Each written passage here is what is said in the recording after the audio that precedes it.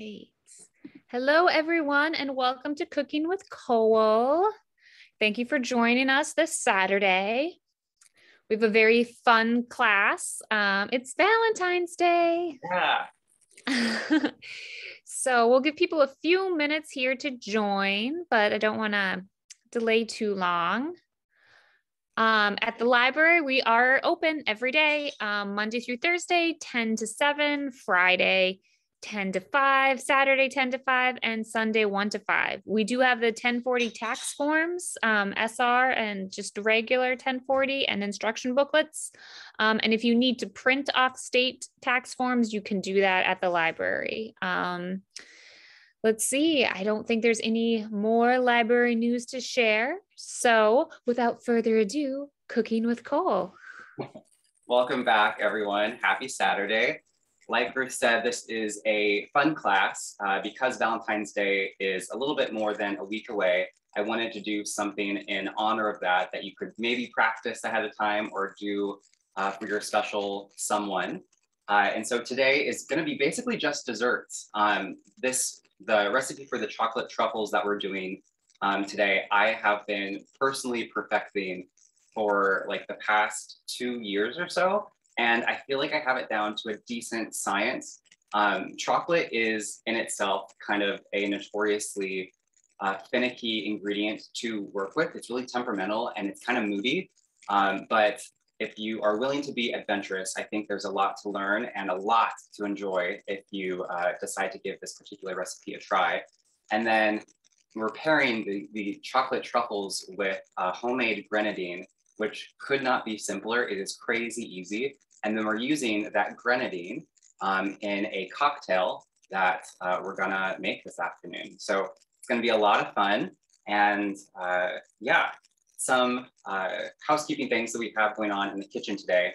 I have just a handful of pots and pans out, and they're kind of in weird shapes because I need like small pans. So right here in this little skillet, I have on low heat a cup of cream that I am just sort of like steaming and warming up. I turned this on about 2 or 3 minutes ago to get it warm, and that's what's going to make our ganache or our filling inside of the chocolate truffles. And then I don't know if you can see right here, but there is sort of like a makeshift double boiler, also referred to as a bain-marie. And so all that's in here is I have a medium-sized pot here, and then sitting inside of this is just like a regular old like cooking pot. And there's a little bit of water at the bottom, and that water, actually, you know what, I'm gonna talk about that in just a second. But, and then I have just a small pot back here. And so I think we'll go ahead and get started while I describe the double boiler and like how we're going to prepare the chocolate and everything. So what I've done is I put a little bit of water in here, just enough so that the bottom of my pot doesn't physically touch the water, that there should be some gap in there. And what happens, or what I like to do when I go to melt chocolate, is I'll turn my burner on all the way to high until I can physically hear the water boil. And because there's not a whole lot of water in the pot and just the sheer pressure of the pot on here, your water is going to boil relatively quickly. It's probably going to take about like, I don't know, 4 or 5 minutes max. And so now that I'm talking about it, actually, what I'm going to do is I'm going to pour out a cup of chocolate chips. And for chocolate truffles, historically, you want to use dark chocolate. You don't have to, but I will say that dark chocolate is kind of like the easier chocolate to work with. When you start to get into milk chocolate or even white chocolate, because there is an increase in fat content in each of those, having white chocolate have the most fat content, it's a little bit just like tricky to work with. And so what I'm gonna do right now is measure out about a cup of these dark chocolate chips. The brand I'm using, I'm probably gonna butcher the name. I'm just gonna spell it for you, Guittard. And I'm using the extra dark chocolate chips at 63%. When I make truffles, what I try to look for is something that's around 65%. I find that percentage of dark chocolate is just like notoriously a crowd pleaser, or even where people who don't necessarily like dark chocolate find it like palpable. So that's what we're gonna do.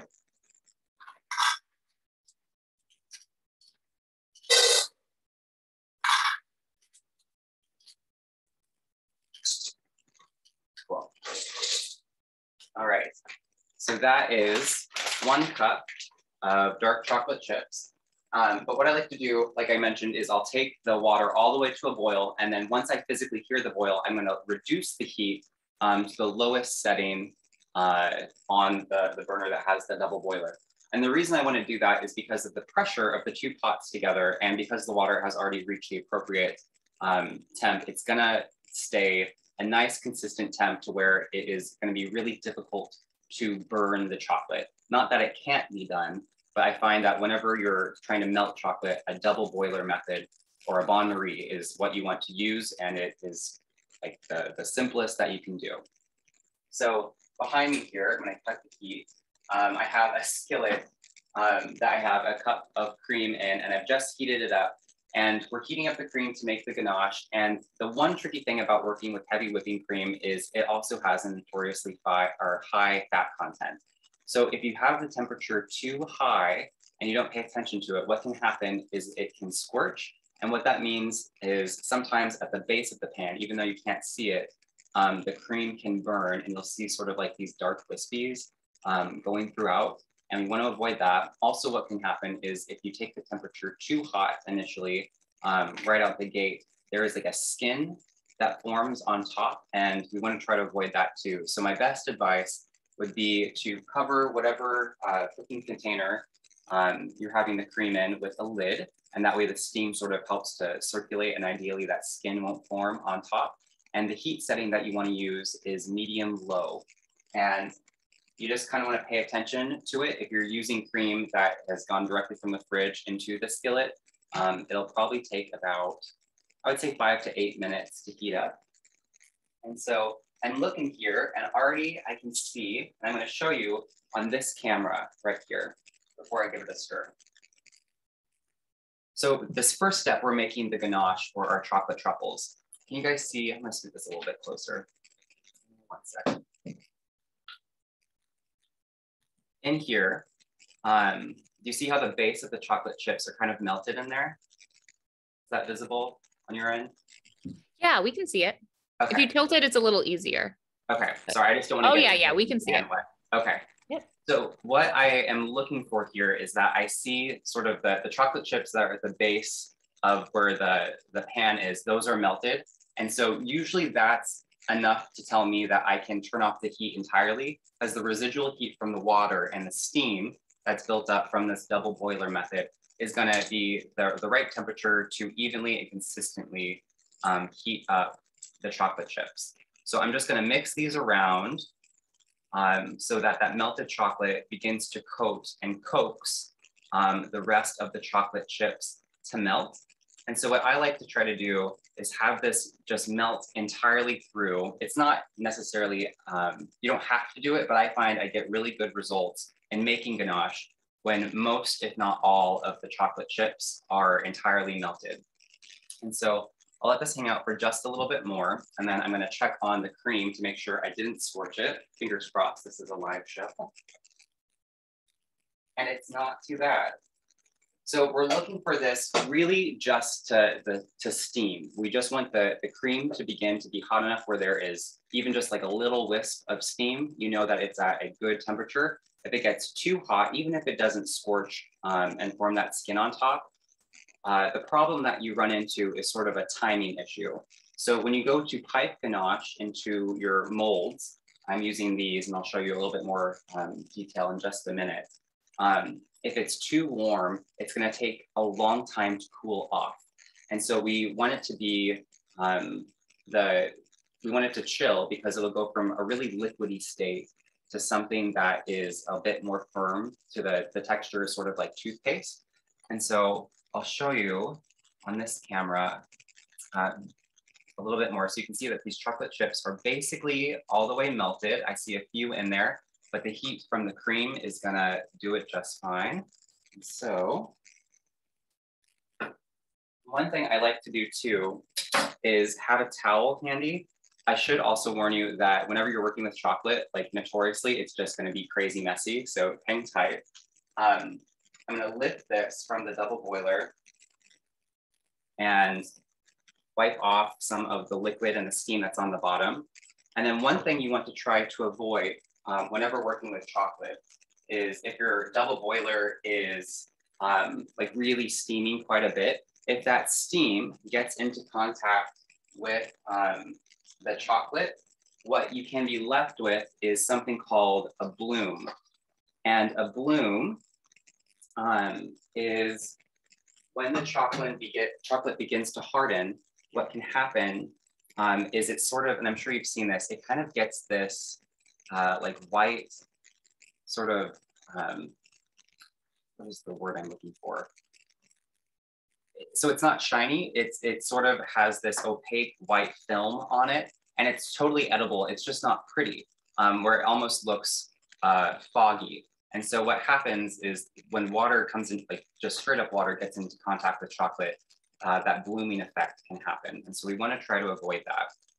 And so what I'm doing right now is I poured in my 1 cup of steaming cream into the melted chocolate.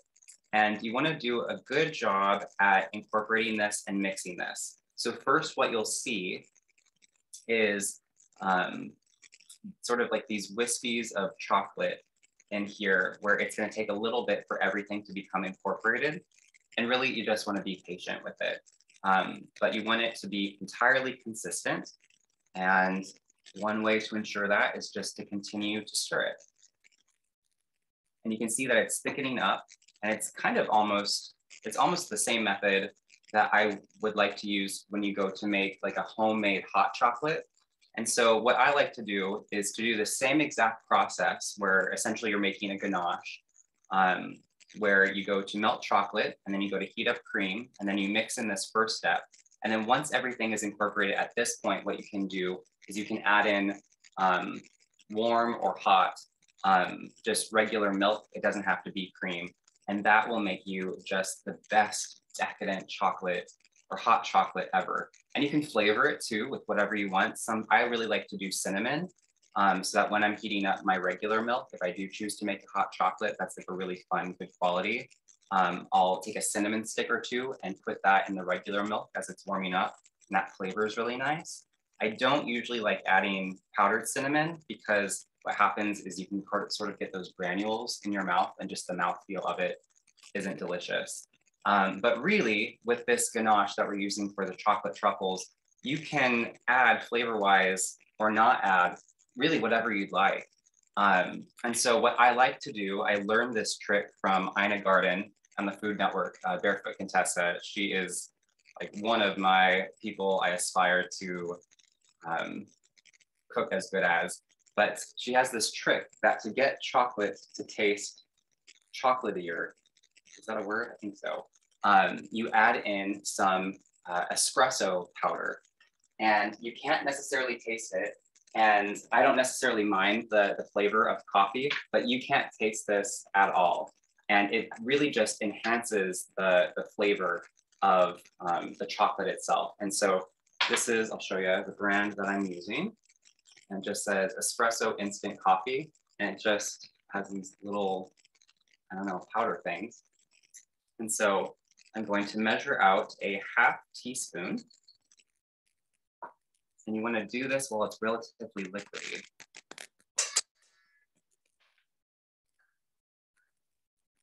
And go ahead and mix that all together.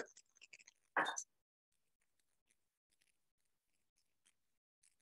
this looks nice. So you can see that it's pretty liquidy here in that other camera.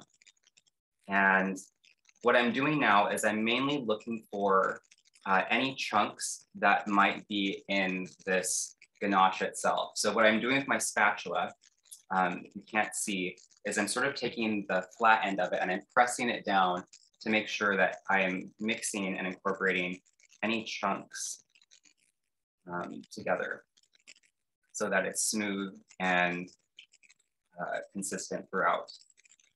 I think it looks pretty good. If you want to, you could do like light whisking, but the one thing with ganache and chocolate is you don't want to incorporate a lot of air. And so that's why I would use probably a spatula as opposed to a whisk. This looks really good. I just want to be sure.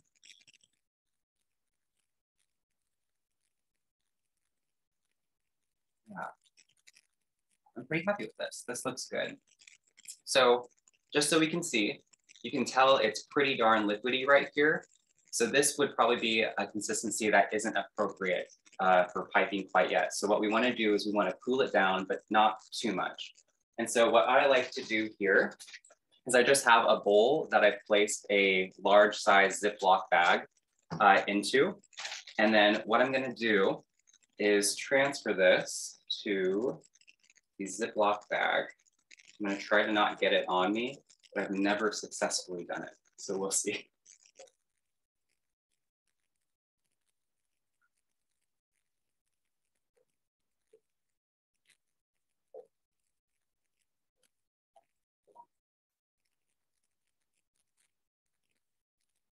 I'm pretty happy with that.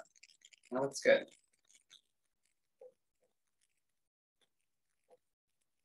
All right. So now that it's in the bag, what I'm going to do is begin to roll it up, the plastic bag up.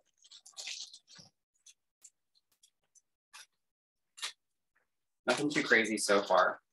And what I want to do is see, or I want to attempt to get out, here, it's on me, chocolate. I want to try to get out as much air in the bag as possible. So what I'm going to do is sort of seal the ends and then leave a small gap in the middle. And then what I like to do is sort of just push the two ends together, and then I'm going to suck out the air. If you have like one of those, I don't know what it's called, but I'm sure you've seen those contraptions where like it does the effort for you.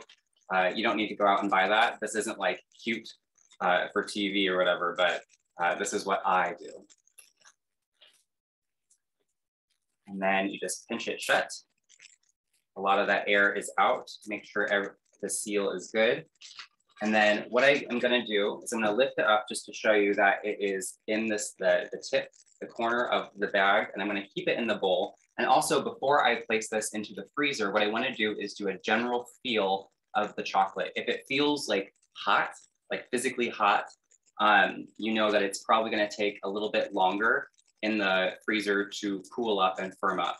If it is just sort of warm, then what that tells me is it's gonna take less time. And so because this is more of like the warm as opposed to the hot, I'm gonna check it in sort of like 5-ish minute intervals, because what I'm gonna do is I'm gonna like gradually squeeze it and to incorporate all of the cool temperature chocolate throughout so that it gets nice and even. So I'm gonna place this in the freezer and just kind of keep a mental tab that it's in there.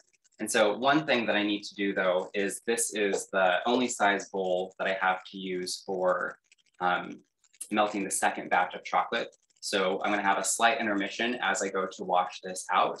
But maybe as I'm doing that, Ruth, are there any questions so far? I don't see any questions yet. Okay. I have a question though. Give me one sec.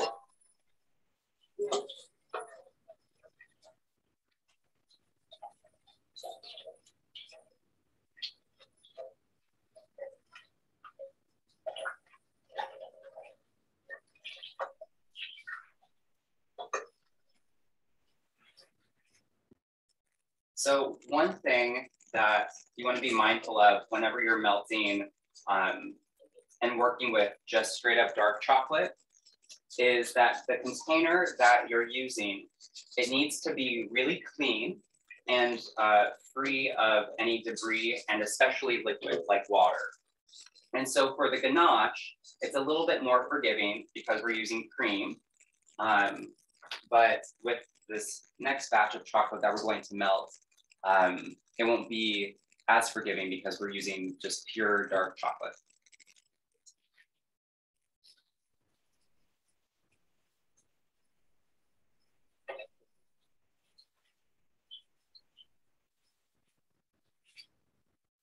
Okay.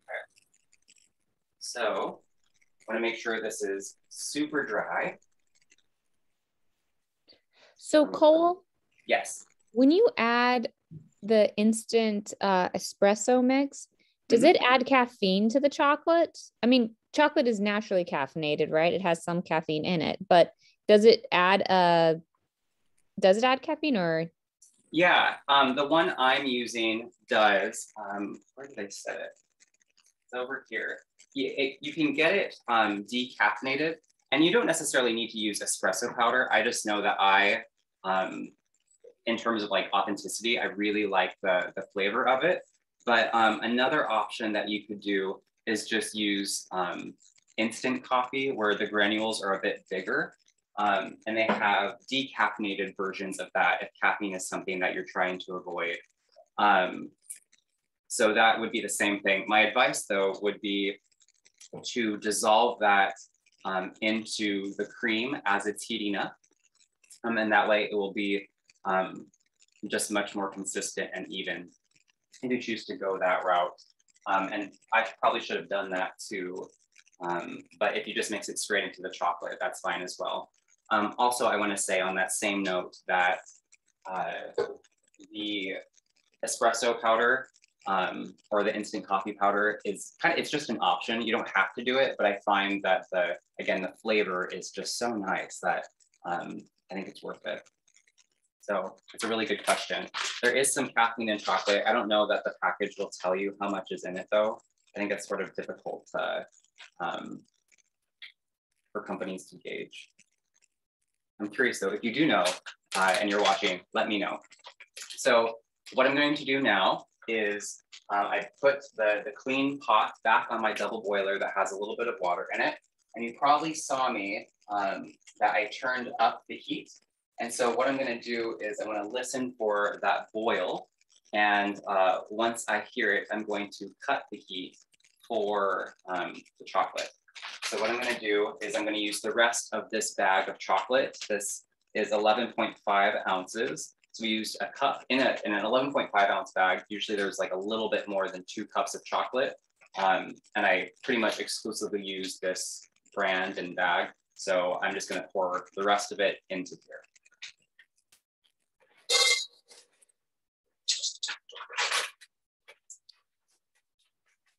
What's nice is you really just go through a single bag of chocolate and you're good. And I found that Safeway has this on sale for $3.99 instead of the usual, I think it's like $5 or $6.99. So if you have a Safeway close to you, go ahead and snap it up while it's on sale.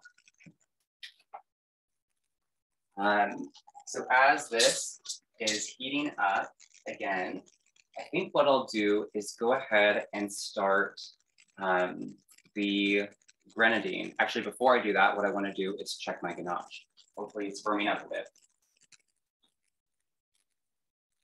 It's taking a little while. Shoot. I'm curious to see how this is going to go. If the ganache takes too long, we could run into a bit of a tricky circumstance, but fingers crossed it goes well. I'm starting to hear the water boil in here. So that was pretty darn quick, right? Like that's about, I would say 2 minutes or so. So I hear the water boiling. I'm going to drop the heat down to the lowest setting and just let it hang out for a second and let those melt up. And then as I get started on the grenadine, what I'm going to do, get that burner already ready. I'm going to measure out a cup of sugar, which I've already done. I'm just using regular granulated sugar. And then to this, I'm going to add in a cup of pure pomegranate juice. And it needs to be pure. It shouldn't really be from concentrate. You can do that, but I find that the flavor isn't quite as accurate if it is just like a cocktail mix pomegranate juice. It needs to be pure. And so I'm using the brand Pom. It's P-O-M. The O is a cute little heart. I love that. And I didn't know this until looking up the grenadine recipe and comparing to see which one tastes the best. But grenadine isn't actually supposed to taste like cherries. True grenadine is actually made from pomegranate juice. And I thought that was super fascinating because whenever I've had like a Shirley Temple or used grenadine in like cocktails or something, I feel like the classic Roses brand of grenadine, it comes off as cherry, but true grenadine is made from pomegranate juice. And I thought that was really interesting. So it's just a simple 1-to-1 ratio, just like you're making a simple syrup, which is pretty much what we're doing here. So we have a cup of sugar. So then I'm gonna measure out the same amount of pomegranate juice. Cool.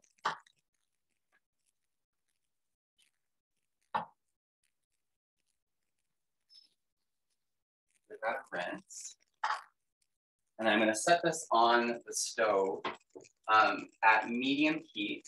And my goal here is to see if, we don't want to boil it, but what we do want to do is to make sure that there's steam. If the pomegranate juice gets too hot, the flavor turns a little bit more bitter than I would like. And so once I begin to see a decent amount of steam, I know that I'm gonna be all good and well. So I'm gonna give this a stir just to make sure that sugar is already a little bit incorporated. And now, what I'm gonna do is stir my chocolate. And we're pretty much at the same spot we were when I was showing you or mixing the chocolate the first time. So the base of those chocolate chips has boiled or melted, sorry. And now I just need the rest of the chocolate chips to completely melt. So we're melting the second batch of chocolate to essentially coat the insides of our molds. And I, in the recipe that was sent out, or will be sent out after this, I have a link to these ones that I'm using. They're super cute. They're just these little circles. They almost look like cake pop molds that you would see at something like Starbucks. And so these are fun, but really any mold will do. If you go to Michael's, I bet they even have like heart-shaped ones for Valentine's Day. And I prefer to work with silicone molds. And the reason I like them is when you go to remove the truffle itself, it's fairly easy to do. And it also, these are like very forgiving and simple to work with. And when you're done, you can just give them a quick rinse, pop them in your dishwasher, and you're really all good to go. If you like the shape at the end of the class, you have the link to purchase these. And I find that with this shape, let's see, there's 6 on here. So it makes about, I would say like 18 or so little truffles. And I think that's a good amount. So what we're gonna do now is I think we'll go ahead and make our garnish for our cocktail that we're gonna make in just a bit. So I just wanna check the chocolate. Doing good. Oh, I might hold off. We might just do the chocolate right now before we get to the garnish. Yeah. Okay, well, that's what we're gonna do. We're gonna skip the garnish for just a little bit. Okay, so we'll do the same premise as the ganache. I have another bowl here that has just a large Ziploc bag in it, and the corner of the bag is centered in the center of the bowl. I'm gonna go ahead and grab this thing. Cut the heat entirely. I'm gonna wipe off the double boiler. So again, I want to try to remove any sort of steam or excess moisture that could possibly get in there. And this is really the most important step, right? Because we're just doing the chocolate itself. So what I do want to show you is the chocolate in here. So it should be fairly pliable, that it's pretty darn liquidy. And it also should be relatively, like it shouldn't be super hot, but it should be pretty darn warm. And we want to keep it at this glossy sort of shiny texture for a little bit. And so we kind of got to work quickly. So what I'm going to do is transfer this with a bit of haste. And because it's thicker, it's going to be a bit more tricky to work with.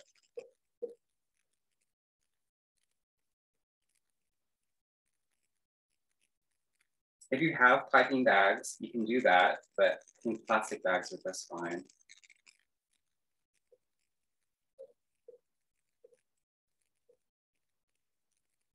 And I want to get as much chocolate into here as possible. It takes a little bit of time and effort.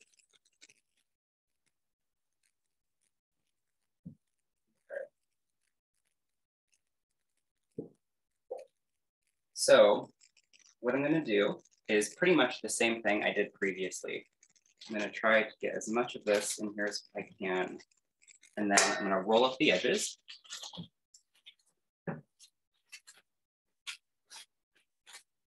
You can see there's not a whole lot of chocolate in this one. And that's okay, because really we are just using the chocolate in here as the outer shell that's gonna coat the inside of the molds. So I'm gonna try to form this little opening in the center. So let me.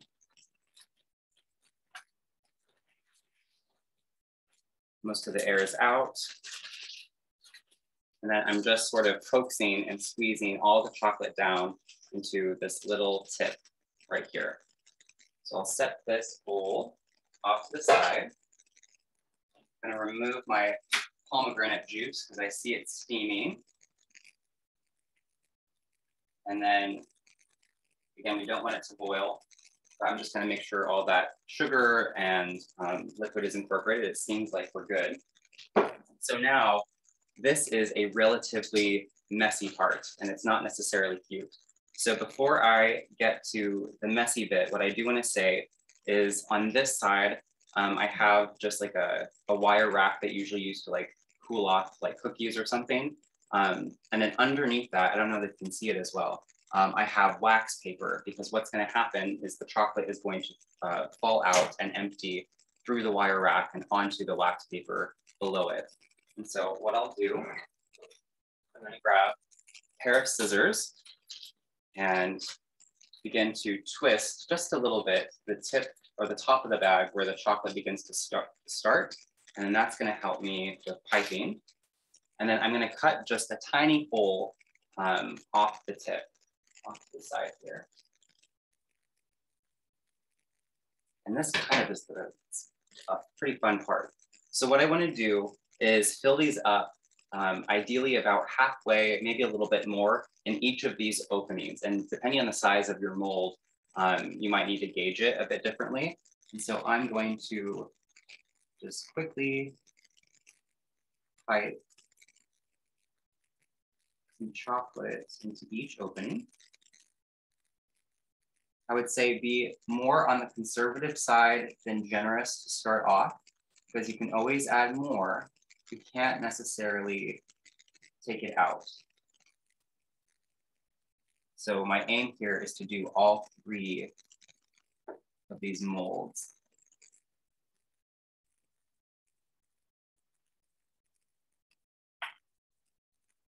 I think we just have enough, which yay.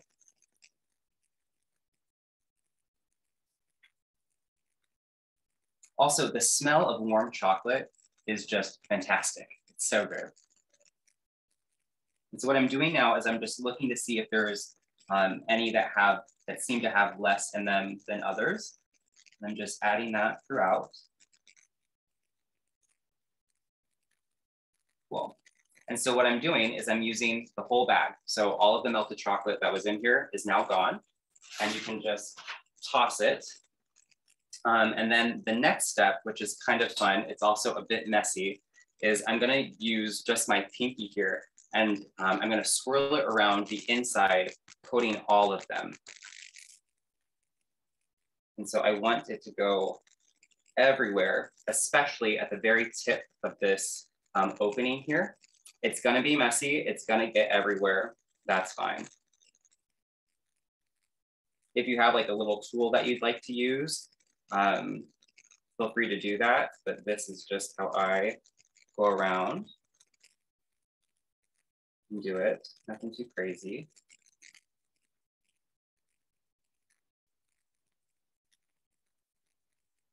Right. Looks pretty good.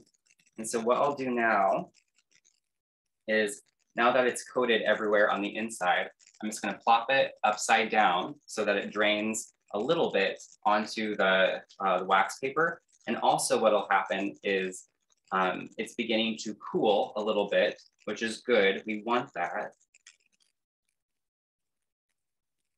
So that's what's gonna form the shell on the inside.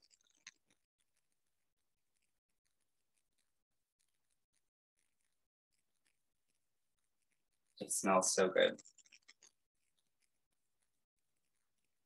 So if you are using a mold that is shaped like a heart or there's lots of edges on the inside, you want to be extra mindful on doing this step, because if you miss something that is sort of more geometrical or modern looking, those are notoriously a bit more tricky to get out as opposed to something that is just round.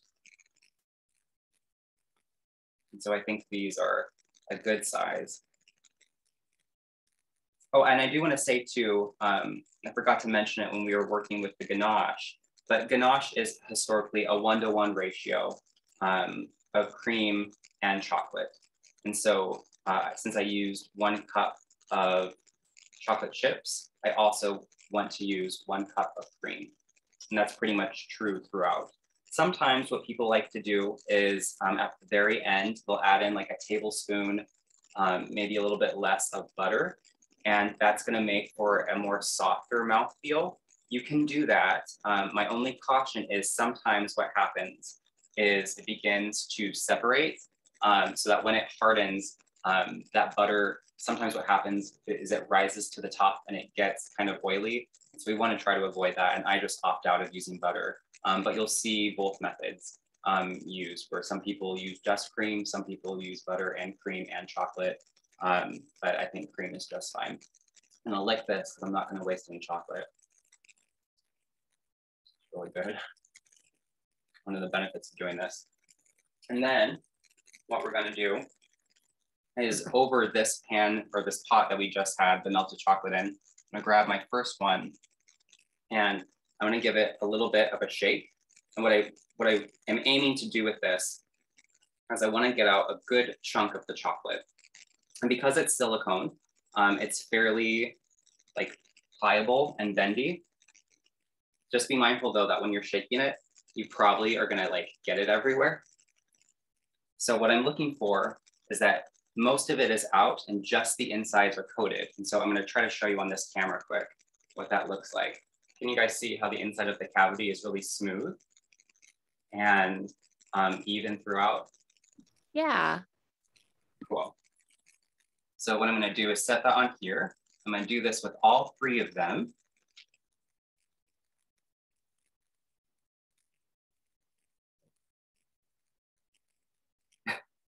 It is just going everywhere. No, can't tell if you can see it. So we're looking to get those big globs out. Cool, I'm happy with that. And the same thing for this last one. So the reason this is a little bit tricky is the chocolate is going to cool down fairly rapidly in these little molds because there's more contact with air. But if it just stayed together in this pot here before I put it into the bag to pipe it, it would stay a bit warmer for longer. And the more it cools down, the harder it is to work with. And also what you're trying to do is there's a special state that chocolate likes to be in. And it's right around the 82 to 84 degree mark, where when you go to melt chocolate, it's called tempering it.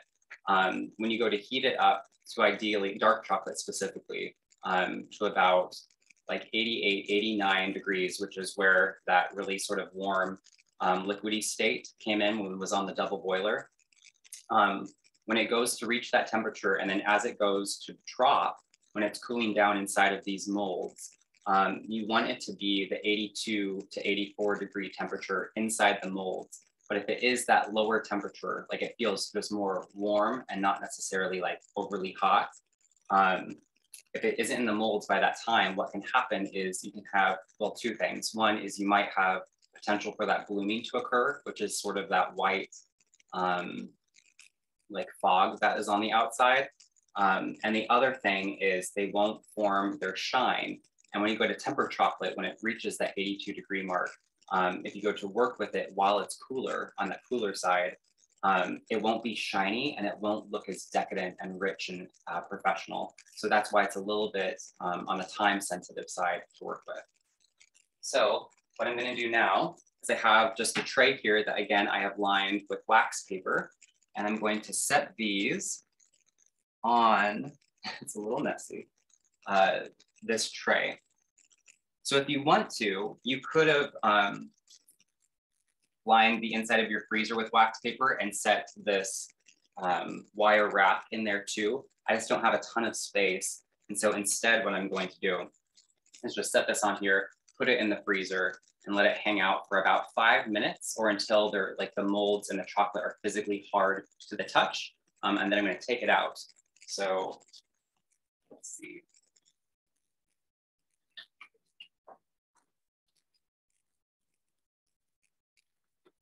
Right. I forgot about, oof, it's still a little bit liquidy. Darn it. So can you see how it's really floppy right now? It's not quite. Yeah, could you lower it just a bit? Yes. So it's still really pliable and fairly liquidy. And so I needed to firm up even more. So I'm gonna place this back in the freezer. I'm actually going to be using vodka later, if you can believe it. So I'm gonna rinse off my hands and we'll get started making the grenadine.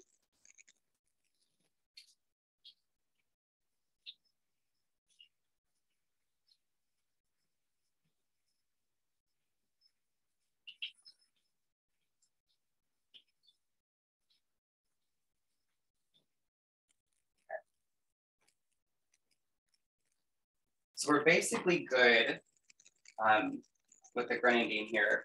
It's still pretty warm, which is good. All the sugar is dissolved. Again, we don't want to boil it. We just want it to be hot enough so that the sugar mixes in evenly and forms a simple syrup. And what's cool too is if you have like a particular cocktail or like a flavor profile that you want to add to a beverage or anything, you can pretty much use any juice and do 1-to-1 ratio of sugar to juice, and there's your simple syrup. Just let it cool down in a container, and it's gonna last about a month in your fridge. So the only other thing that we're going to add to this is the juice basically of half a lemon and some orange bitters. And you don't have to use orange bitters. I find though that the flavor is really nice because it's, of course it's orangey, but there's also sort of these notes of cinnamon and a little bit of clove. And I think that balances out and works really well with the bitterness from the pomegranate, but also all the sweetness that the sugar provides. And so I really enjoy it. What we're gonna do now actually is before we juice the lemon into here, oh gosh, my fingers still have chocolate on them, 1 second. I'm gonna show you how to make a really cool lemon garnish that is going to go into our drink.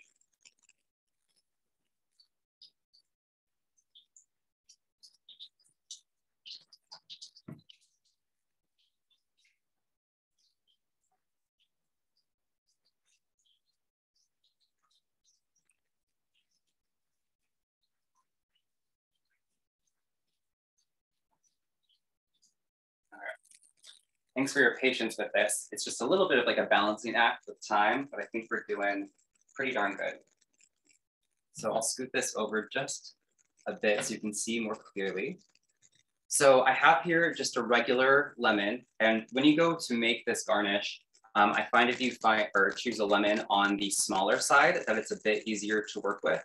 And so, and also one that has pretty much even color throughout. So what we're gonna do is on the ends of this lemon, I'm gonna chop off about the first 1/4 inch or so and just toss it off to the side. And then I'm going to make these small little slices of lemon. And for this garnish, you pretty much just need 2. But if I mess up, we have the rest of the lemon to figure it out. And one thing you want to do too is that if there are seeds in here, just go ahead and pop those out. Just remove them using the tip of your knife. You don't want some lemon seeds in your drink. Some in this one too.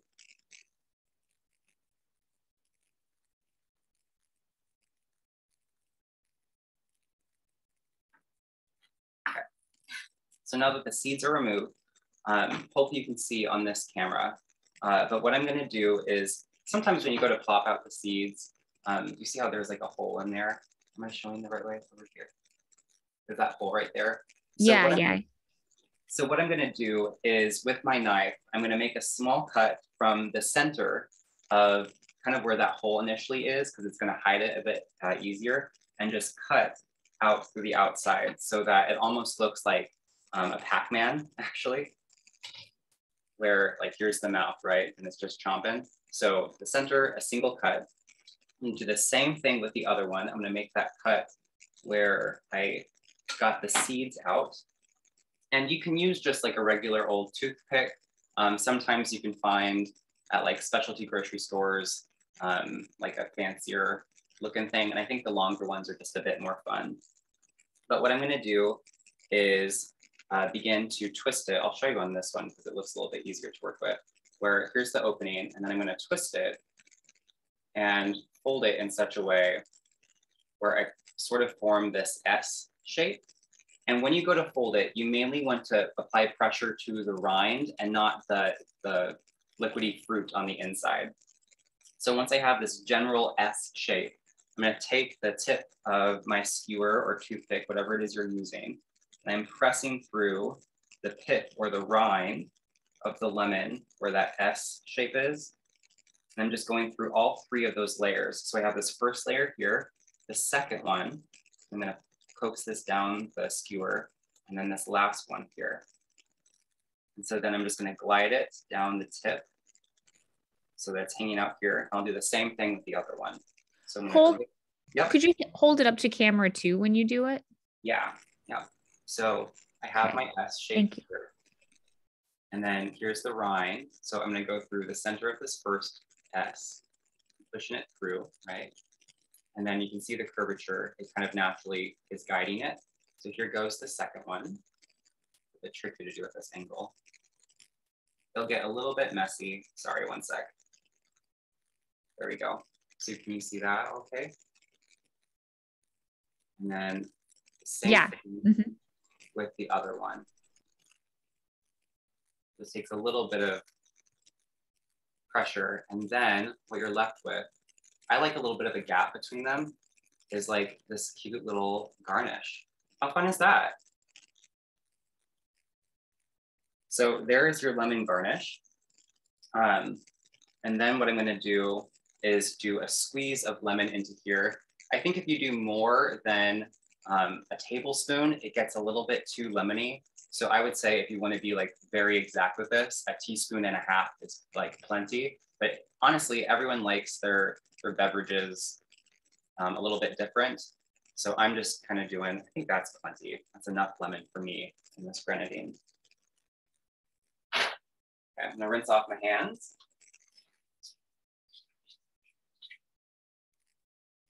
And if you guys saw, I did not escape unscathed.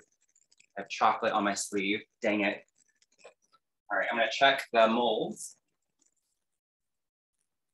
And they are hard to touch. So that's good. I'm gonna set them over here. I'm gonna check my ganache. Good. So it's still liquidy, but it's definitely a little bit firmer. And what we want it to be for sure is at least cool. If it's still liquidy, that's fine, but what we're aiming for is that it's at least cool or cold feeling and not warm at all, because we don't want to melt the inside of the molds. So this is going to go back into the freezer.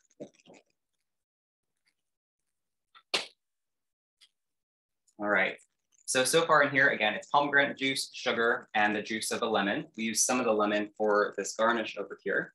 And then I'm using orange bitters. If you don't have orange bitters, that's fine. You can do like a little, very tiny splash of orange juice. Or what I think is better is if you have an orange on hand, I don't.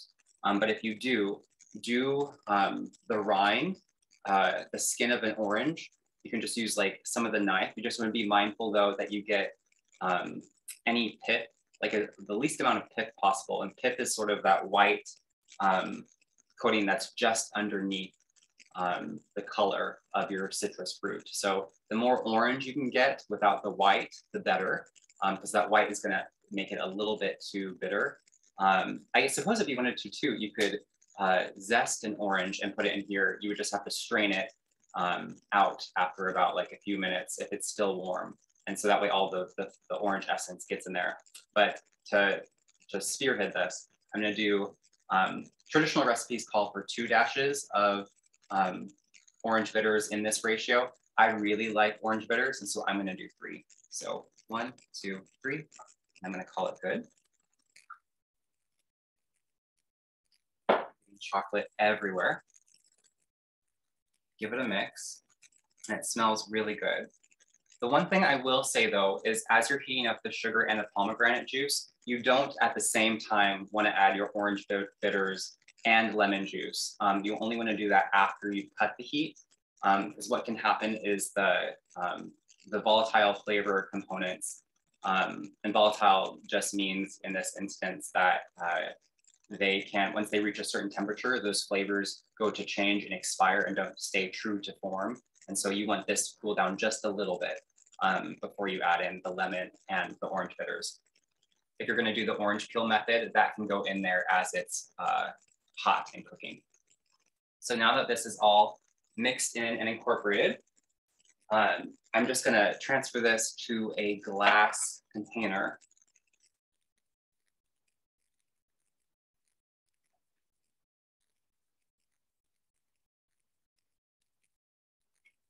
Cool.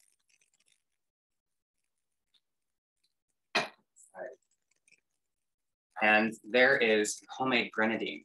So it couldn't be simpler. It's really easy. What I like to do is just put some plastic wrap over it, or if you have like something with a lid, that works too.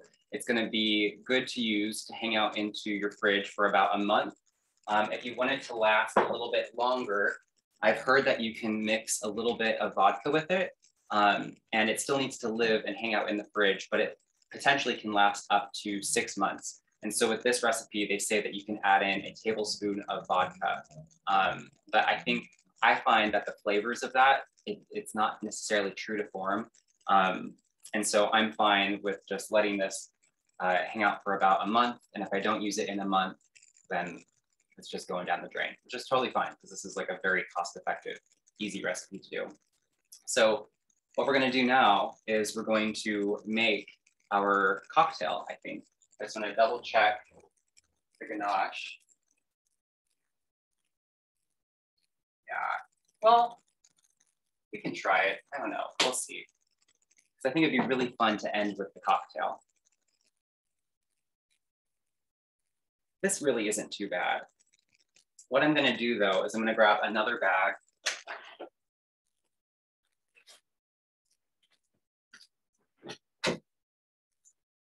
For this to set in.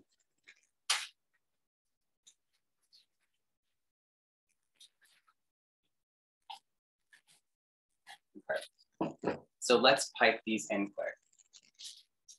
So I have here the molds, and they're hard to the touch. Just be mindful. And so they'll look a little something like this. I'll show you on this camera. You guys see that okay? And so what I'm gonna do,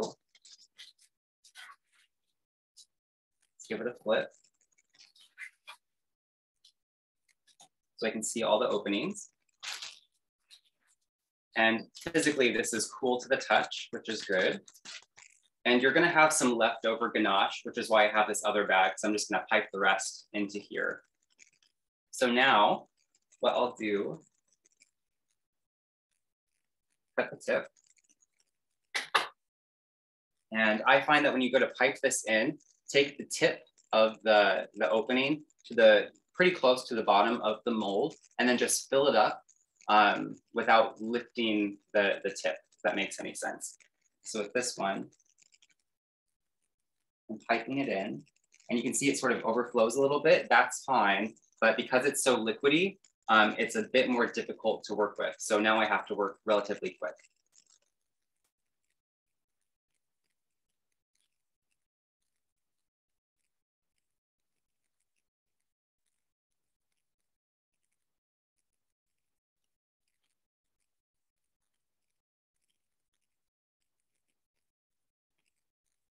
So this is just a little bit thinner than toothpaste. That's fine. I'm not thrilled about it, but it's still gonna be okay.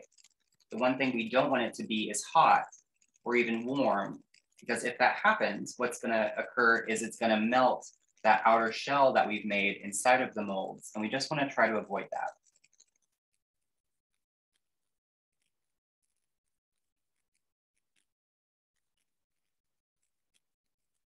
Cool. I'm happy with that. I have a little bit extra, so that's going back in the bag. And I'm gonna just set this off to the side. And then what I wanna do is just give these a really gentle shake, just back and forth and side to side. So we want them to even out and also to help coax out any air bubbles. One thing that I would kind of lean against doing is tapping it too hard on the bottom, because what can happen is you can crack the shell that we've made on the inside, and we want to try to avoid doing that. So now these are gonna go into the freezer really until these firm up.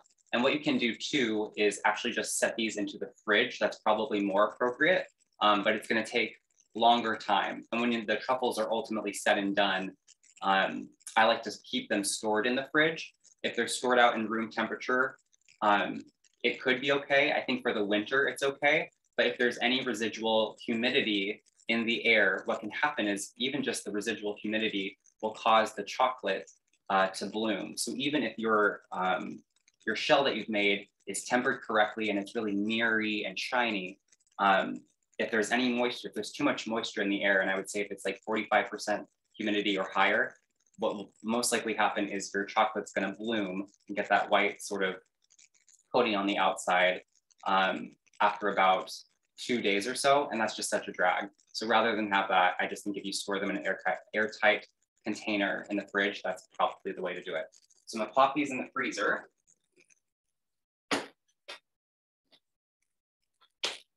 And I think we'll get started on our cocktail. I'm gonna wash my hands again because they're still covered in chocolate.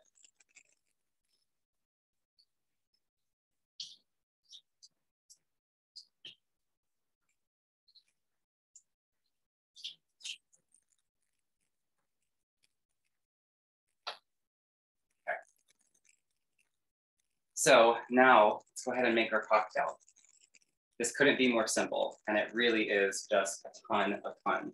So first things first, you need a glass. I really like using the traditional champagne coupe glasses for this. I think they're really fun. You can also do this in the flutes. Fun fact I learned about champagne is they were first served in this just maybe for like the nostalgia sake. But what happens, what they learned is that when you serve champagne in a flute, those bubbles are retained and it stays fizzy or for longer. And so I don't have a champagne flute, I just have these ones, but really any like fun glass will do, even just like a regular like drinking glass is fun. But I think what elevates a cocktail specifically is the kind of glassware it's served in. And then you can sort of zhuzh it up with a garnish or something. And so what we're gonna do now is for this recipe, I call this a Pomegranate Fizz. This is a Kole original. And you'll see where the fizz comes in at the end. So you can use Prosecco or champagne. I'm using champagne. If you don't want to use an alcohol, that's fine. You can use sparkling cider. And I think what's really fun too is you can also use kombucha, that like bubbly tea drink. I really enjoy that too. You can make a mocktail and it's super fun. So I'm just gonna twist this off. I hate opening champagne bottles, so you're gonna see me wince. Gosh. Very loud. I've always wanted to open a champagne bottle like live on this show, so here we are. And I also learned that when you go to pour it, you don't just wanna like pour it into the center, you wanna pour it like you go to pour a beer. Otherwise it has a tendency to fizz over. So I'm just kind of pouring it off to the side. And now it's not like crazy fizzing or anything. So I'm good with that. Put that off to the side. And then what I like is to add in, you can sort of just gauge it, but I'm going to measure out, I would say 2 to 3 tablespoons of the grenadine is fine. I'm probably gonna go closer to the free side because I really like it. So there's this really pretty gradient that forms on the bottom. where the base of it kind of has this pinky hue, and then it gets lighter when it goes to the top. So it's fizzing a little bit now. That's fine. But where the fun magic comes in, this is the Pomegranate Fizz. So I'm going to be quiet and I want to see if you can listen to it and see it too. Ready? Did you guys catch that? Can you see it on the camera? We can see it, but I think Zoom blocks out white noise. So I think it probably blocked out the fizz, but it looks beautiful on the second camera. Thank you. Yeah, so around where the lemon is, the lemon juice, which is technically citric acid, is interacting with the carbonate molecules in the drink, and that's why it's fizzing just around there. And so this will happen for about like another minute to a minute and a half, but it's really fun. So if you want to like do a fun cocktail or drink with like some loved ones, or like for Valentine's Day with your significant other, this is, I think, a really fun and easy one to do. And it doesn't take a ton of work, and it's true grenadine, you know? So tons of fun. Here's your Pomegranate Fizz. We also made our traditional grenadine. And now through the power of cooking in advance, because I don't think the ganache or the molds are as cold as I need them to, I'll double check. Oh yeah, they're firming up, just not as quick as I'd like. I made one in advance because I had a feeling that it might not be ready in time. So let's take this out. And I use the same method that I did with you all. And so in here, what I'm gonna do is just press really gently on the outer side of the mold. And that should release it from its shell. Just gonna be patient. The first one is always a bit tricky. Oh, I love it. Can you guys see this okay? I'm just gonna set them up here. Oh, those are so cool. Isn't that fun?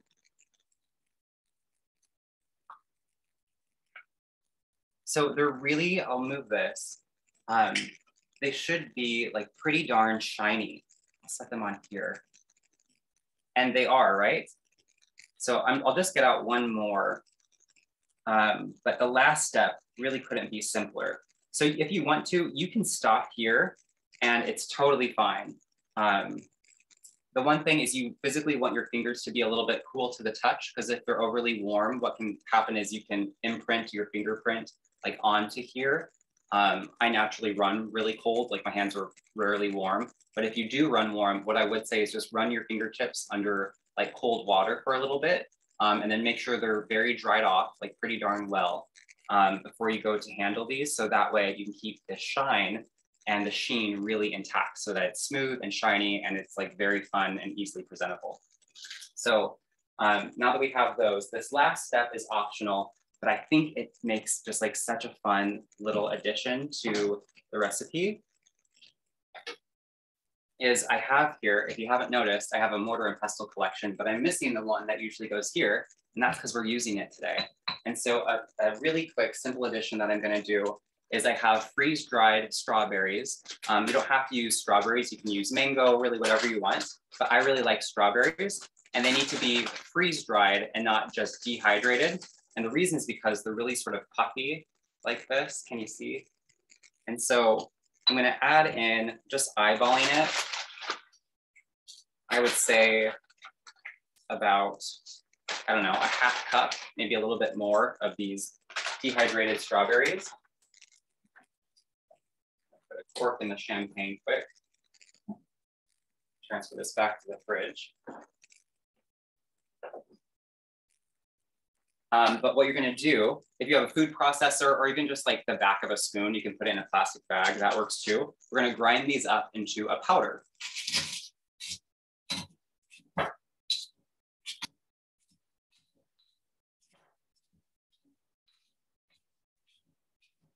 So what's fun about dehydrated strawberries or even mango is that through the process, or sorry, not dehydrated, freeze-dried, through that process, they get really sort of like tart and tangy in like the best way possible.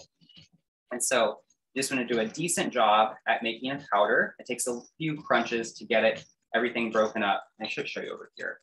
And so I'm making this powder now. And what I'm gonna do, looks pretty fine. It doesn't need to be perfect. In fact, I kind of like when there's chunks in it.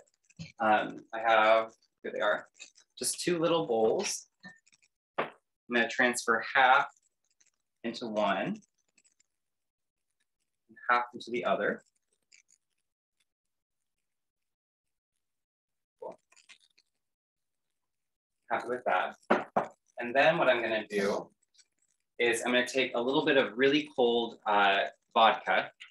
You don't have to do this step, but I find it's kind of fun.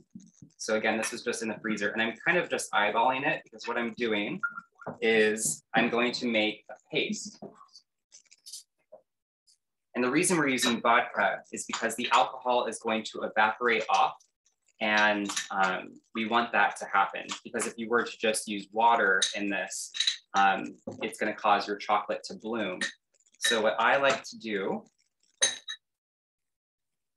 is set this back over here. You will take one of your beautiful chocolate truffles, and you're first gonna just pick it up, make sure your hands are cold, and dip that into the paste that you've made with the dehydrated strawberry just on the tip. And so if you want, you can get some of those, like the pasty chunks on there, but really we're just looking to create, so this is kind of what I like to look for. Can you guys see that okay? So it almost looks like jam on top. And then you press that into the dry powder, and you have these adorable little like dehydrated coated truffles, so that when you go to bite into it, you get like a first initial like really sweet like strawberry, and then it sort of puckers, and then you break through the shell of the truffle, and then you get to the ganache, which is really sweet and creamy. And if you've had like really good ganache, it's like velvety. And so I think, should I demonstrate this for you all? I feel like I should at this point. I'm gonna bite into it so I can show you the center. Oh my God, it is so good. And they're so easy, it just takes a little bit of time. So that's what it looks like, you guys see? Those look amazing, Kole. It's really simple. Like you can see the ingredients list, like it's nothing too complicated, but like truly, this is easy, attainable decadence if you have to pay attention to a few of those like warning things that I chatted about. So I hope you have the best Valentine's Day. That's our class. We have beautiful, simple chocolate truffles, homemade grenadine, and also a cocktail to pair off with it. So I hope you guys have the best Valentine's Day ever, even if it's just you, and you treat yourself to something fantastic. If you have any questions, I'd love to answer them. I'd like to start off by saying this is my favorite meal we've ever made. Me too. Okay. Leftover grenadine, could it be frozen into cubes for longer than you could store it in your freezer? I think that is a swell idea. Mm-hmm. Cool. What should you use if you don't have vodka? I think you could do rum.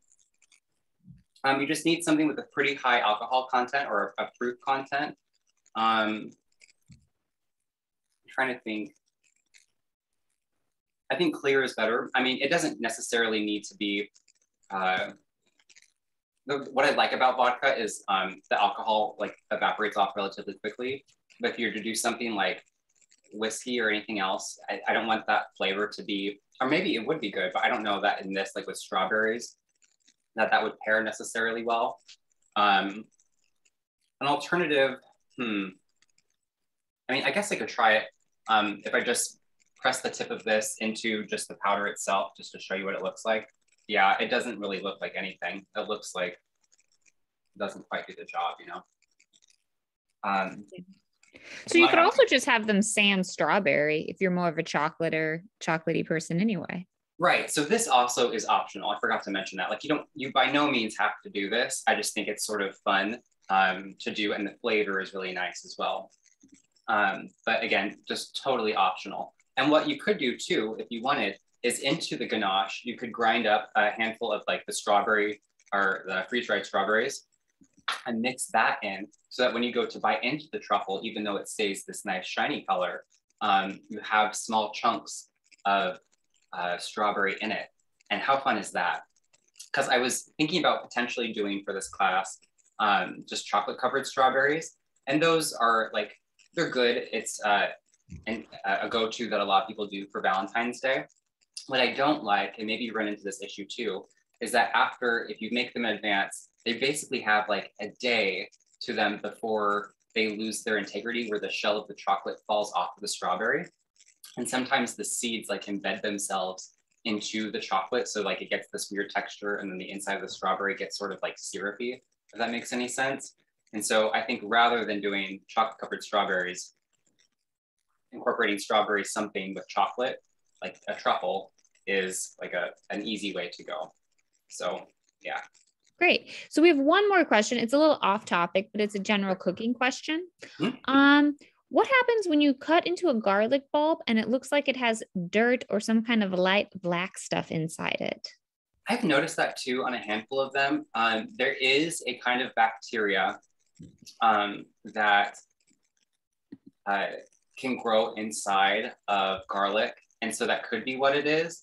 And there's like a textural difference. If it doesn't feel like dirt, then I say it's this bacteria. And though it's relatively like non-harmful or anything, I would just try to avoid using it. There is a kind of garlic that when you go to cut into it, it sort of has like a pinky red hue. And I believe like that, and sometimes you can see it on the outer, I don't know if I have one. Like on the skin where you see sort of like pink streaks. Have you guys ever noticed that? Or sometimes it kind of looks purple. That is an heirloom kind of garlic, and I wouldn't worry about that. But I would say if it has black stuff on it, just don't use it. Great. Well, thanks for that. Well, Kole, thanks for hanging out with us this afternoon. We always enjoy coming into your kitchen, and I hope you have a lovely Valentine's Day as well.